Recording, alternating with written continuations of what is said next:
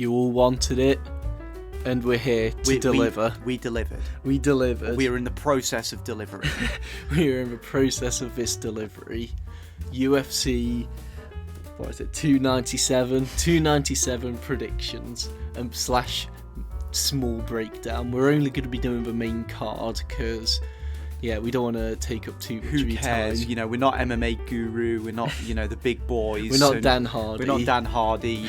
Not yet, at least. We're going to be Dan Hardy. Charlie plans on robbing his wife. We do plan on having him on the show. I plan on stealing his wife. Anyway. Say that a bit under your breath. Yeah. Like, don't hit me, Dan Hardy. Yeah. Anyway. It's such an uncomfortable laugh. We'll crack right into it. So, the first fight, Arnold Allen versus Movsar Evloev. Thank you. So I'm going to be going with Arnold Allen.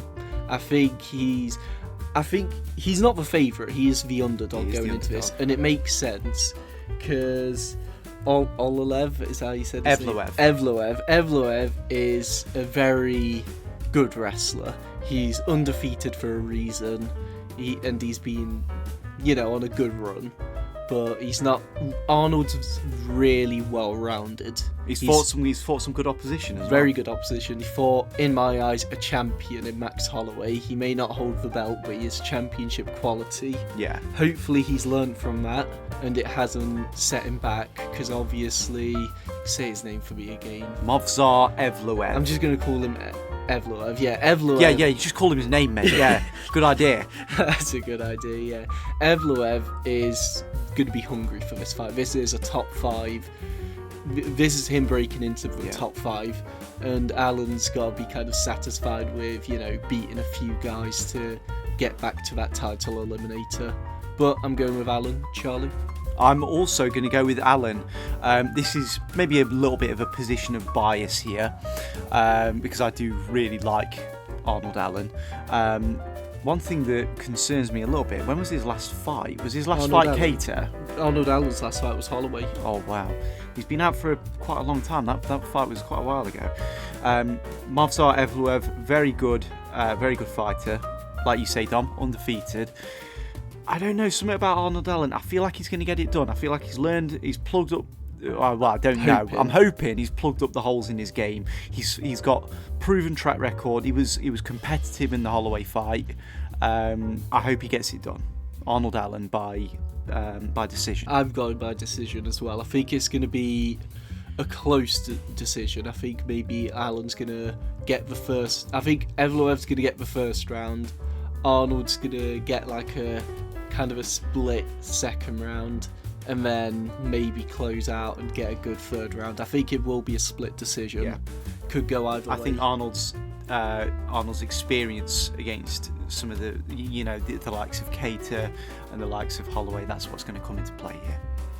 The next fight, Chris Curtis, Action Man, versus Mark Andre Barriou.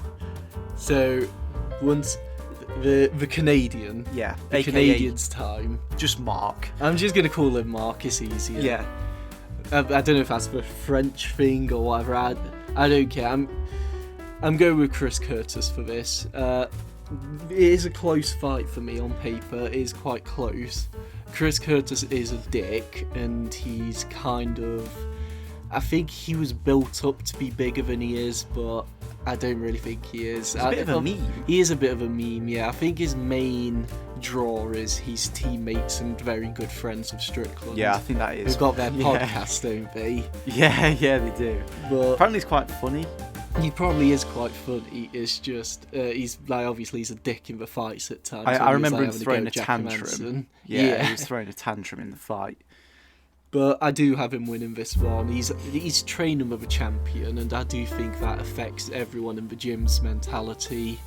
And yeah, I'm thinking he picks up the win. Yeah. I'm going with a decision again. I think he's going to have quite a clear decision. I don't think he puts Mark in much danger, but I don't think he has him like nearly out, if you get me. I think it's just going to be a clear decision win, and where Mark could have his moments.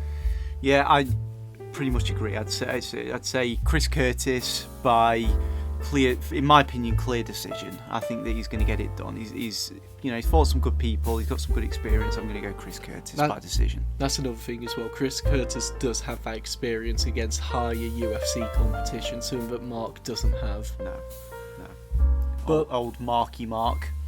Going into the one that I didn't want to get into, Neil Magny versus Mike Malott. Okay, Mike Malott by KO. Very confident in that. Or, well, at least by stoppage. Neil Magny, complete meme, cannot fight. Oh, well, no, he can fight, just he picks and chooses when he does. Yeah. Whenever I have picked that he will win, that's unfortunately been the times in which he's decided he's not going to fight. He's the only fighter, or no, one of the few fighters that I've ever seen actually pull top mount, where he's actually pulled his opponent Michael Chiesa onto mount. The only other fighter I've ever seen do that is Darren Till. So not company that you want to keep, really, is it?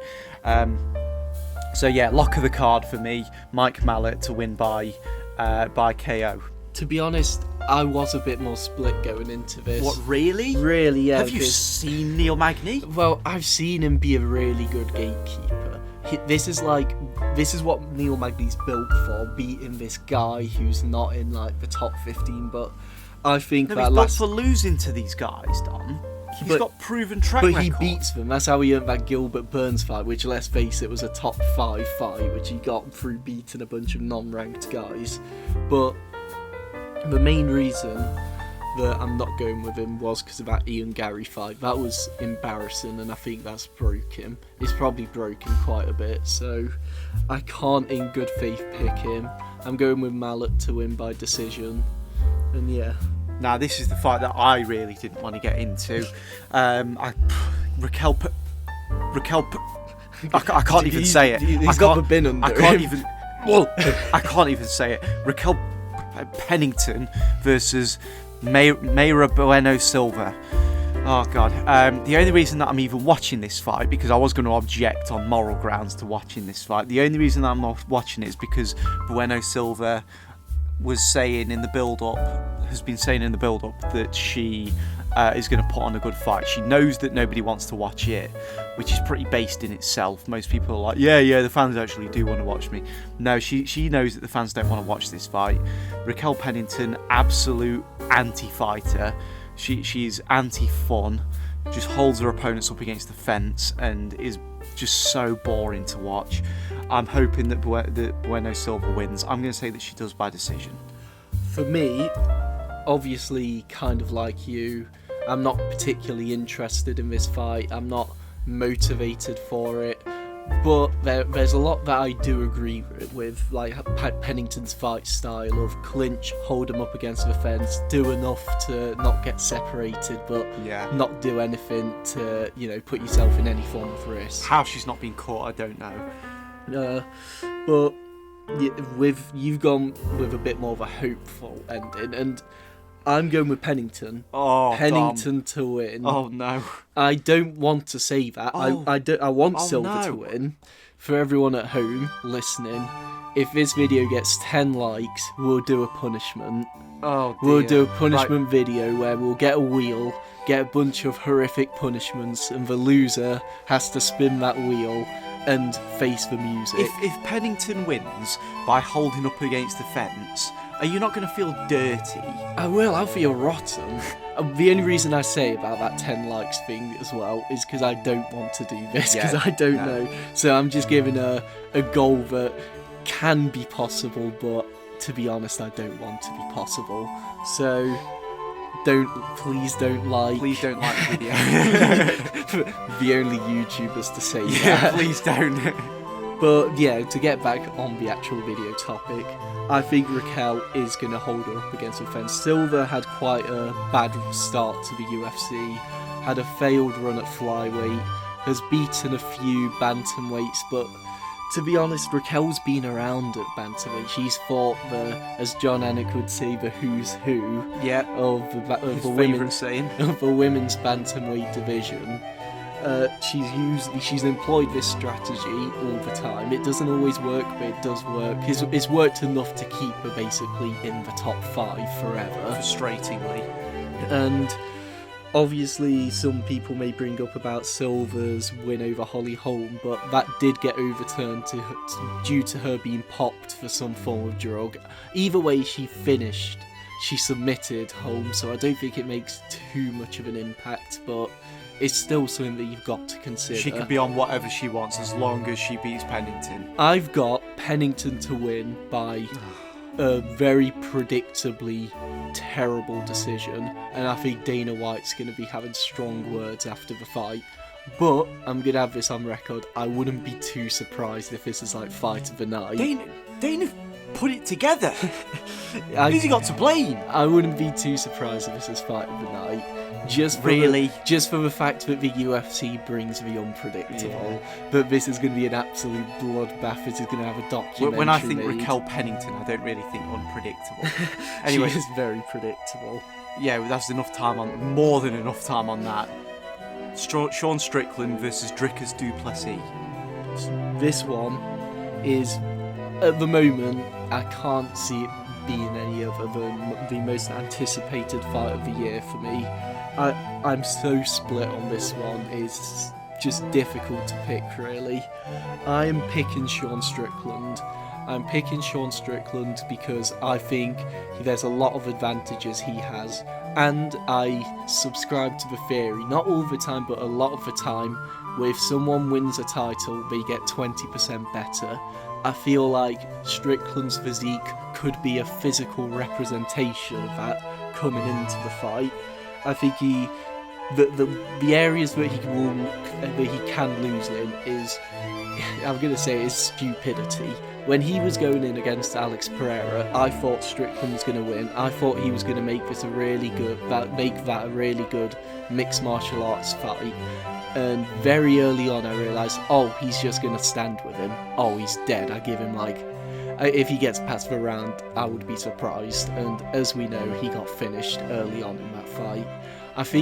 I'm not saying he's changed now, but I'm hoping that he fights without emotion and he doesn't just charge at Dricus and get tucked down or just caught with a big counter.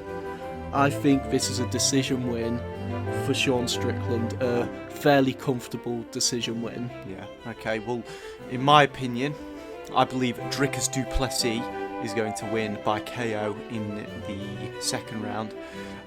He's got something ridiculous, like an 86% finish rate. I cannot see this going to a decision. I think Dricus du Plessis wins. I think he's in his head. Although, did you see them in the hotel lobby together? They shook hands. They shook hands. I'm like, hang on a minute, I can't keep up with these two. I think that Strickland. Look, I agree. This is I cannot wait for this fight. It's a very good fight. It's one of my most anticipated of the year, and it's only January. But as far as this one goes, I think Strickland has looked very good when he's walking his opponent down.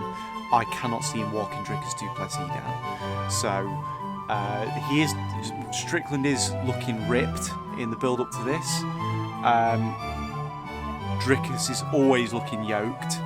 I can see it being a fairly competitive round with Dricus and Strickland potentially both hurting each other in the first round, but then Dricus puts him away in the second round. I think Strickland, we've seen him put away before. I can see it happening in this fight. Quick question.